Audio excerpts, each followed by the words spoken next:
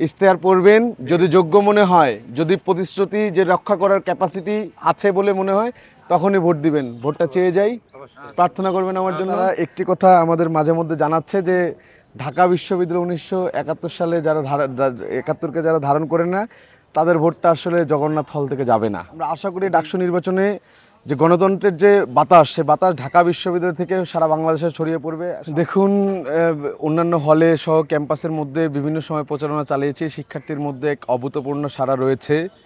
আজকে আমি এসেছি জগন্নাথ হলে। জগন্নাথ হলের বৌদ্ধভূমিতে 1971 সালে যারা শহীদ হয়েছে, সে শহীদদের সম্মান জানিয়ে আজকে জগন্নাথ হলে প্রচারণা শুরু করেছি। ইতিমধ্যে জগন্নাথ হলের অনেক শিক্ষার্থীদের সাথে কথাবার্তা বলেছি। আমি আমার বার্তা, আমার প্যানেলের বার্তা যে শুধু প্রতিশ্রুতি নয়, পরিবর্তনে প্রতিজ্ঞাবদ্ধ, এবং আমরা যে 1971 এবং জুলাই উভয়কে ধারণ করে একটি সুন্দর ঢাকা বিশ্ববিদ্যালয় গড়তে চাই।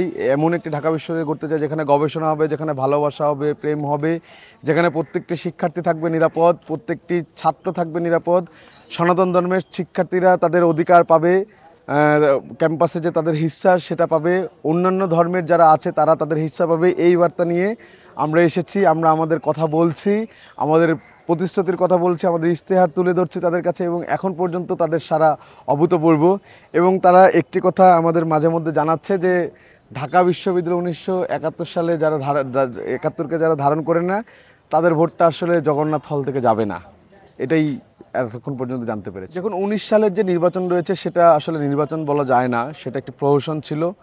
যে প্রহসনে যে বাংলাদেশ থেকে যে পলাতক ফ্যাসিজম, সেই ফ্যাসিজমের যে গোষ্ঠী রয়েছে, তারা আসলে নির্বাচনকে করতেই দেয় নাই। প্রচারণা তো দূরে থাক, সেক্ষেত্রে ওইটাকে আমি নির্বাচন হিসেবে ধরবো না। কিন্তু 2024 সালের গণঅভ্যুত্থান পরবর্তী যে বাংলাদেশ, বর্তমানে 2025 সালে ডাকসু নির্বাচন হচ্ছে, আমরা আশা করি ডাকসু নির্বাচনে যে গণতন্ত্রের যে বাতাস, সে বাতাস ঢাকা বিশ্ববিদ্যালয় থেকে সারা বাংলাদেশে ছড়িয়ে পড়বে। সামনের জাতীয় নির্বাচন, ডাকসু নির্বাচনে যদি একটি অবাধ, সুষ্ঠু, নিরপেক্ষ নির্বাচন হয়, এবং রাষ্ট্রীয় এবং বিশ্ববিদ্যালয় প্রশাসন যদি সুষ্ঠুভাবে এই নির্বাচনকে হ্যান্ডেল করতে পারে, একটি অংশগ্রহণমূলক নির্বাচন দিতে পারে আমাদেরকে, আমরা আশা করি যে একটি সুন্দর বাংলাদেশ এবং সুন্দর ঢাকা বিশ্ববিদ্যালয় পাবো।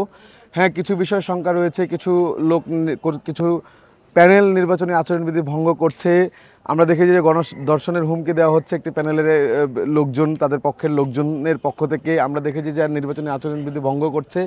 বিশ্ববিদ্যালয় প্রশাসন একপাক্ষিকভাবে কাজ করছে। আমাদের কোনো ধরনের সংস্কার প্রস্তাবনা থেকে শুরু করে আমাদের যে তাদের ব্যাপারে যে দাবি দেওয়া, সেগুলোর নাম মানা হচ্ছে না, যার ফলে একটি প্রপার লেভেল প্লেইং ফিল্ড পাচ্ছি না। তবে শিক্ষার্থীদের যে অভূতপূর্ণ সাড়া আমরা পাচ্ছি, শিক্ষার্থীরা আমাদের পাশে আছে, এটা আমাদের দাবি জানাচ্ছে। সেক্ষেত্রে যদি একটি নির্বাচনের দিনে একটি সুন্দর নির্বাচন হয়, শিক্ষার্থীরা যদি অবাধে ভোট দেয়, অবশ্যই আমরা জেতার ক্ষেত্রে আশাবাদী। আশা করছি একটা সুন্দর নির্বাচন পাবো।